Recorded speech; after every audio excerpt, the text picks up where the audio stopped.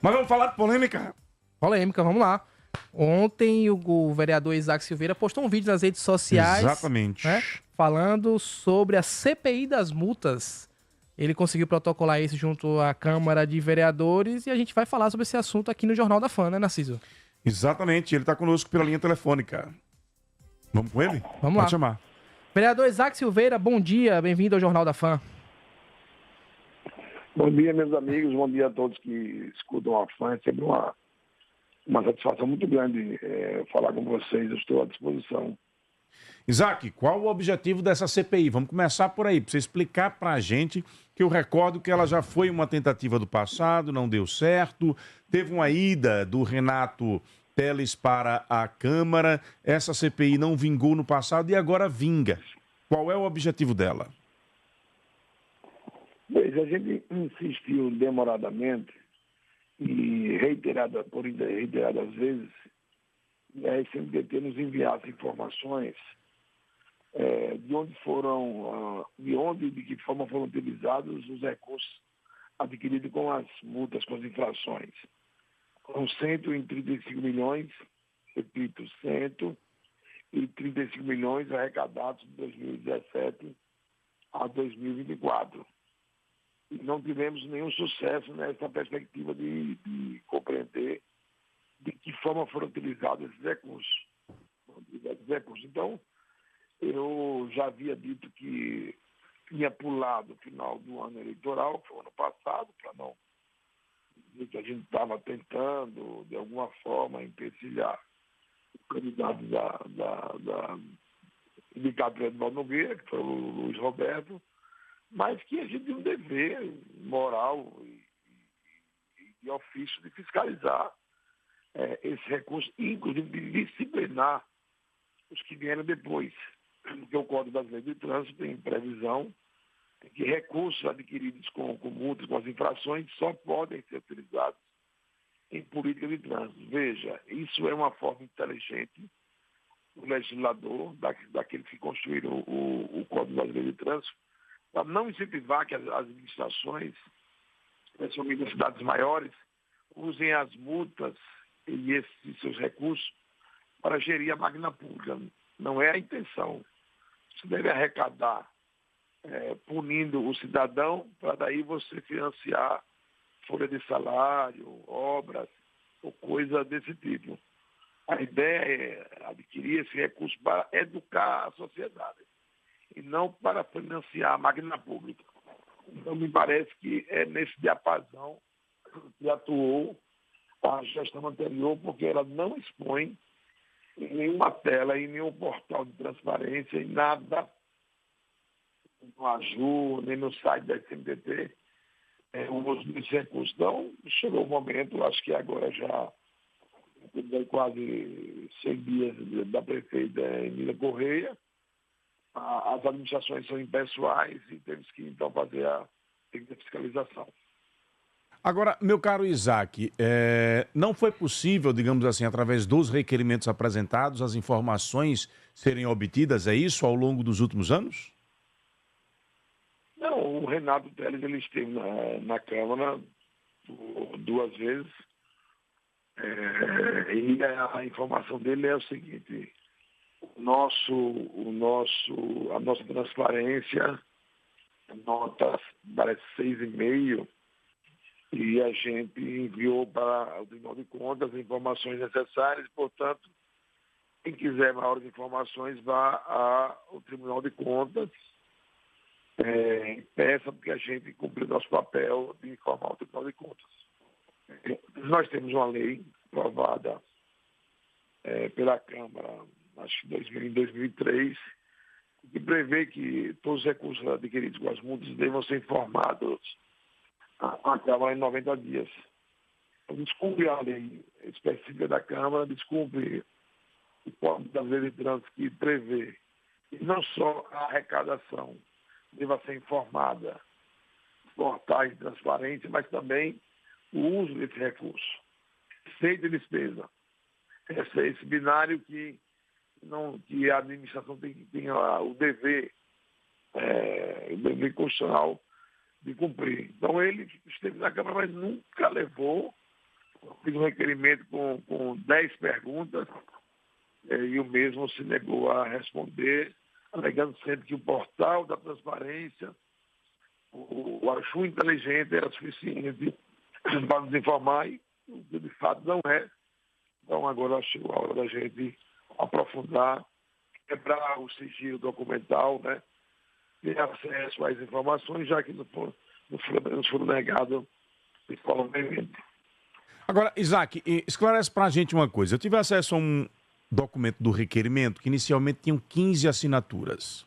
E aí tem duas versões. Uma é de que alguns vereadores assinaram sem saber que era uma CPI. Procede ou não procede? E a segunda é que alguns vereadores retiraram a assinatura após pedido do governador Fábio Mitidieri.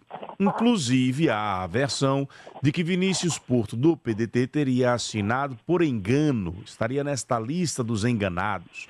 O que é verdade, o que é folclore nessas informações de bastidores, Isaac?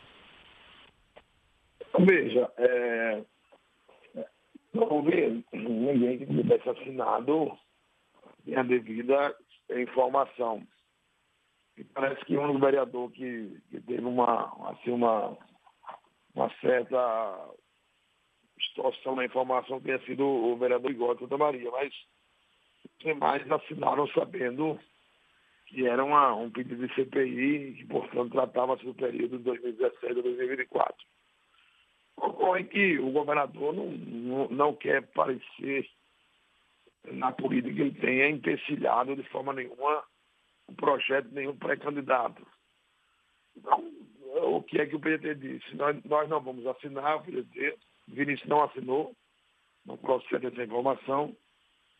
Nós não vamos assinar porque seria contraditório o partido do PDT assinar. Então, o Fábio Meirelles e o Joaquim Janelinha. Eles não assinaram. Assinaram a CPI, mas depois receberam ligações, vai de volta no circuito, pedindo para não assinar, ligou para alguns vereadores, preocupado com essa CPI, e alguns assinaram e desistiram. Eu não vou declinar os nomes, porque eu acho que não ajuda no processo. A gente ainda pode, mesmo já protocolada, pode ter na terça-feira a adesão de mais alguns vereadores, e pode analisar o vereador Irã, professor Irã, e a professora Ângela, a professora Sônia Meire. Mas como a gente já tinha 10 assinaturas, né, 4 do União Brasil, vereador... No vídeo você fala em 11 assinaturas. Quem são? 11. Então, 4 do União Brasil, Isaac Diego, Maurício Maravilha e Azituca.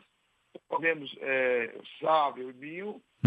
Republicanos, Pastor Alex.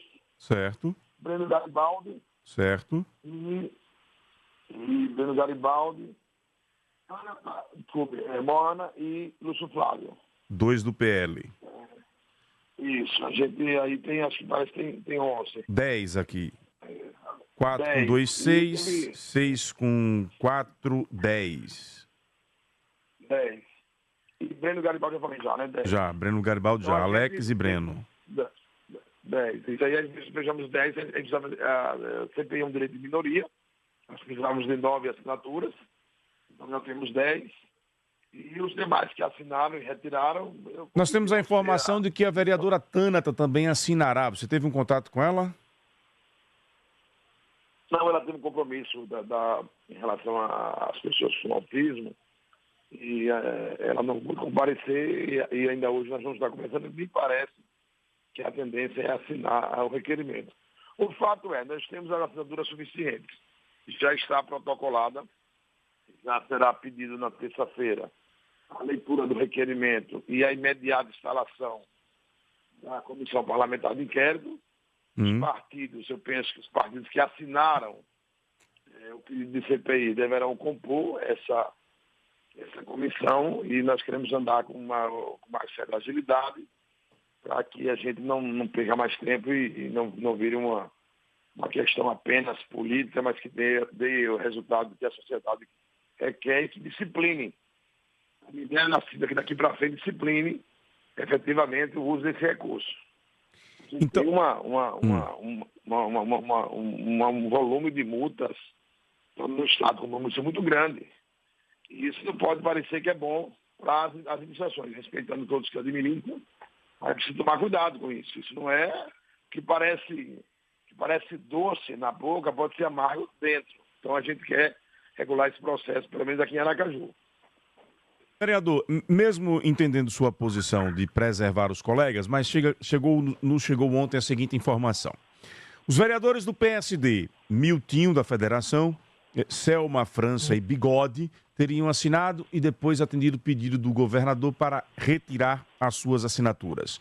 O vereador Levi, do Progressistas, de Laércio Oliveira, também teria assinado e retirado. E o vereador Rodrigo Fontes, do PSB, também teria retirado a assinatura depois de assinar, atendendo a pedido do presidente do partido, Cláudio Mitidieri, que atendeu o pedido do governador Fábio Mitidieri. É isso mesmo? Eu não sei se exatamente foi o pedido de Cláudio Mitidieri. Eu não falei com o Cláudio, nem ouvi nenhum tipo de ligação.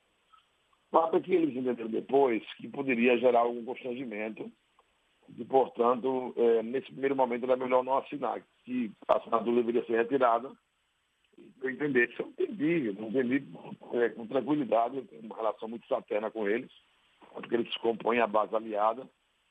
Eu não queria fazer deles e não quero fazer disso um cavalo de batalha. Eu acho que o essencial é termos as assinaturas suficientes. É bom que o ouvinte entenda que o Supremo já definiu sobre isso, que CPI é um direito de minoria. Portanto, se você tiver 1/3 dos votos, no caso seria 9, né? Porque são 27. Isso. 3 vereadores, então 9 vezes 3, 27, então é mais que suficiente. Nós teríamos o percentual suficiente para instalar a CPI. Então, eu penso que há uma movimentação da política que é natural, sabe? Não é que o governador é contra a CPI, é porque às vezes parece, quando você instala uma CPI, que você quer incriminar a pessoa, quer incriminar Edivaldo Nogueira, até porque a CPI não tem esse controle, não tem esse poder. Vem faz uma investigação, uma fiscalização mais aprofundada e envia para o Ministério Público o seu resumo. Quem oferece a denúncia ou não é o Ministério Público. Então, há uma desinformação na sociedade que, por exemplo, a CPI municipal ela não tem o poder de quebrar sigilo telefônico, mas tem o poder de quebrar o sigilo de documentos, ter acesso mais profundamente aos documentos. Então, portanto, a gente quer fazer isso. A gente quer encontrar esse recurso e dizer o seguinte, não é só se houve desvio desse recurso, é desvio de finalidade. Eu repito o tempo todo. Os administradores estão mal acostumados. Eles estão multando os cidadãos e estão usando recursos aonde quer. E não é assim. Até porque para não incentivar isso. A gente não pode ter uma máquina que se sustente nas multas, negócio de recursos. Me parece que isso é um pouco da vida ordinária, do cotidiano das administrações. Eu penso que Aracaju vai ser um símbolo, muito humildemente, um exemplo para o Brasil a botar isso em pauta. Você arrecadou muito. Não, você não vê uma propaganda, me perdoe, nem no seu programa, nem em programa de rádio nenhum, nem na televisão, orientando o cidadão. As propagandas eram antigas, que falavam sobre faixa de pedestre. A última campanha, vereador, a última grande campanha educativa de trânsito que nós tivemos em Aracaju, sejamos honestos, ela ocorreu lá no primeiro governo Deda, não sei se você lembra, com aquele técnico que veio de fora, que era o D Sinal de Vida, alguma coisa assim desse tipo, que era aquela campanha da faixa de pedestre. Que eu não recordo o nome dele agora, ele chegou a ser diretor do DR Nacional. Marco Ludovice, parece. Marco Ludovice. Marco Ludovice foi quem implantou essa política em Brasília. Em Brasília, hoje, basta você encostar na faixa, os carros eles param. Ele tentou trazer para cá. Depois dessa campanha, nunca mais aconteceu nada de diferente no trânsito. Há sempre aquela campanha do Setembro Amarelo, tal, a ida nas escolas, mas uma coisa mais efetiva nunca mais aconteceu. Verdade, você percebeu que surtiu efeito. Claro que foi temporário, mas aí em Aracaju nós começamos a imitar essa boa forma de fazer a cidadania efetivamente no trânsito. Aquele filósofo Leandro Carnal disse que o trânsito é a alma é o coração, é a transparência do povo. Uma cidade, um país que tem um trânsito caótico. Henrique Ludovice, viu, o nosso VAR, que é Henrique, cheio de... Né? Você sabe que nós temos vários técnicos bons de VAR, né? Agradecer aqui ao Firmo, ao André Carvalho, ao Diene Celestino. Galera já começou a mandar aqui. Henrique Ludovice, obrigado a todos pela audiência e pela ajuda e colaboração. O Fábio aqui também nos alertando. Obrigado a todos. Então ele trouxe essa perspectiva da educação no trânsito e funcionou por um longo período. Ainda hoje a gente faz isso por aí levando o polegar, os mais velhos, claro, como eu e o amigo Narciso, ainda levando o polegar, dizendo posso passar, que foi a propaganda da época, né? Exatamente. É um assim, alguns diziam que era de 10, mas a gente fazia. Ou seja, não há efetivamente uma política, desculpa a expressão, mise-en-scène daquela história de nas escolas que acabou de parar. Ou seja, a gente não tem educação no trânsito nas escolas e a gente tem ainda um trânsito muito violento. E muito violento porque não respeita o pedestre. O pedestre não é visto como prioritário no trânsito das cidades. E Aracaju é uma das cidades que tem o maior volume proporcional de carros do Brasil. Chegou a ser a terceira, alguns falam que é a quarta, mas em comparação com a quantidade de pessoas, né? E quantidade de carros, Aracaju não tem uma frota pequena. Então você tem um sistema que arrecada muito, eu estou falando para vocês, de 135 milhões. E você não tem nada, ninguém diz nada onde foram parar esses recursos. É muito aviltante, é muito tocante em nossa alma essa desinformação. Perfeito. Meu caro vereador Isaac Silveira, nós temos ouvintes para interagir contigo aqui no Jornal da Fã. Bom dia, Narciso, bom dia, João, bom dia, Mário Santana, bom dia, o vereador Isaac. Narciso, meu vereador Isaac, que for fazer CPI na gestão de Evandro Nogueira, termina 4 anos do vereador Isaac e não termina. Porque essa MTT, aquela maternidade na cidade de Lourdes, né, falada, e muito contrato aí, né? Contrato de empresa. Eu acho que o vereador está certo, parabéns, Isaac. Onde tiver coisa errada, apure. E a nossa prefeita não vai deixar coisa errada, não. Tem que apurar para cobrir a incompetência daquele prefeito, ex-prefeito Edvaldo Nogueira. Parabéns, Isaac. Pode apurar. Onde tiver coisa errada, faça a CPI. E apurar e levar para o Ministério Público. Ele estava muito honesto. O cara acabou no Aracaju, não tinha nada. Servir para o sistema de transporte e deixar correr frouxo ali. E quem fala aí vai de socorro. Parabéns, Isaac. Bom dia, Narciso Machado. Aqui é César de Oliveira. Essa CPI é um engodo político. E todo mundo sabe disso, Isaac. Eu quero perguntar a você o seguinte. Eu não sei como é a Câmara, porque realmente eu não sei como funciona a Câmara Municipal de Aracaju. Mas, no Congresso, você para abrir uma CPI, você tem que ter um motivo específico. E específico é o seguinte, você tem que ter indícios de que há irregularidade para ir em cima desse indício. Você está pedindo uma CPI generalizada, que vê todo... E outra, para fiscalizar o que aconteceu nos anos passados. E o Tribunal de Contas não já faz isso não, é? Não vê não, é? Entendeu? Não faz não, mas para que a CPI? Você, na verdade, sabe que a CPI não vai dar em nada. Isso é só para um desgaste político a favor do seu candidato, André Moura. A verdade é essa. Só isso. Entendeu? E eu gostaria de saber de você. Na Câmara dos Vereadores, para abrir CPI, não tem que ter motivo específico, não. É indício de irregularidade. Bom dia, Narciso. Bom dia, o vereador Isaac. Bom dia a todos os ouvintes da UFM. Narciso, eu gostaria muito de perguntar uma coisa ao vereador Isaac. Vereador Isaac, como é que a prefeita, ela não teve maioria na Câmara, assim, não construiu nas eleições maioria na Câmara. Ela hoje tem a maioria graças aos aliados de Fábio Mitidieri, de André Moura e de Edvaldo Nogueira. Graças a essas pessoas que ela tem, construiu essa maioria na Câmara. E como é que vocês vão fazer uma CPI para que esse pessoal que vieram, aliado do prefeito Edvaldo, aliado do governador Fábio Mitidieri e aliado de André Moura, vocês estão fazendo uma CPI para ter apoio desses vereadores que eles estão ajudando a prefeita a governar a nossa cidade. Como é que vocês vão fazer que esses vereadores, aliados do governador e do prefeito Edivaldo, que são 3, e de André Moura, assine essa CPI? Eu não entendo como é que vocês construíram praticamente forçado uma maioria na Câmara e hoje vocês tentam fazer a CPI para ir de encontro a esses vereadores que vieram apoiar a gestão Emília Correia. Um abraço, Narciso Erinaldo do Barra América, ao jornalismo implacável da FUN-FM. Em 2025, de novo, o canhão do rádio Jornalismo Sergipe. Muito bem, vereador Isaac, fique à vontade para interagir aí com os ouvintes. Primeiro, eu quero agradecer ao primeiro que entendeu que o papel do vereador, antes de legislar, é ser fiscalizador.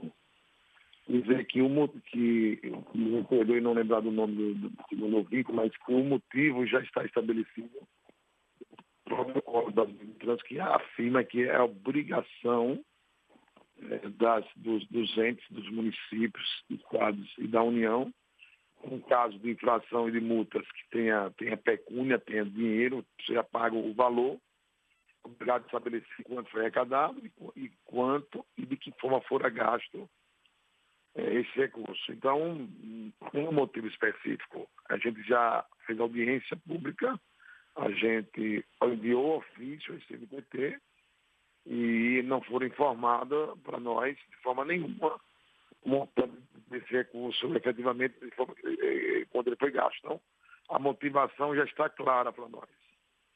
Então, a gente não vai ficar o tempo todo com essa discussão bizantina do bem e do mal, sim ou não. Ou seja, chegou a hora de separar os homens dos meninos na prática do esporte.